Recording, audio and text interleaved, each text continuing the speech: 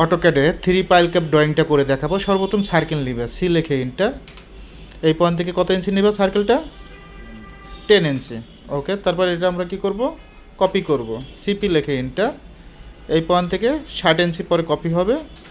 ওকে, তারপর কি দিতে হবে? এক্সেল লিখে ইন্টার, এ লিখে ইন্টার, 60 লিখে ইন্টার। জাস্ট মিড পয়েন্ট থেকে একটা ক্লিক করো, ওইটা -60 হবে। এক্সেল লিখে ইন্টার, এ লিখে ইন্টার, -60। স্কিপ দাও, বেশি প্রবলেম হলে স্কিপ দিবা। আবার লেখো এক্সেল লিখে ইন্টার, এ লিখে ইন্টার, -60। ওকে, তারপর ওখানে সার্কেল নাও 10 ইঞ্চির, 10 ইঞ্চি। ওকে, এই পয়েন্টগুলো ডিলিট করে দাও। পলিলাইনটা ড্র করো, পিএল লিখে ইন্টার। সেন্টার পয়েন্ট থেকে সেন্টার পয়েন্ট, জাস্ট সেন্টার পয়েন্টে ক্লিক করবা। একইভাবে এটাও সেন্টার পয়েন্ট, এটাও সেন্টার পয়েন্ট। অফসেটটা নিবা 20 ইঞ্চি।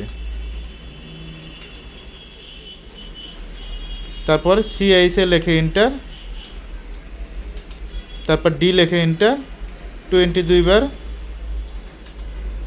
তারপর পি লিখে ইন্টার। Just click. সুন্দর একটা 3 পাইল ক্যাপ ড্রয়িং।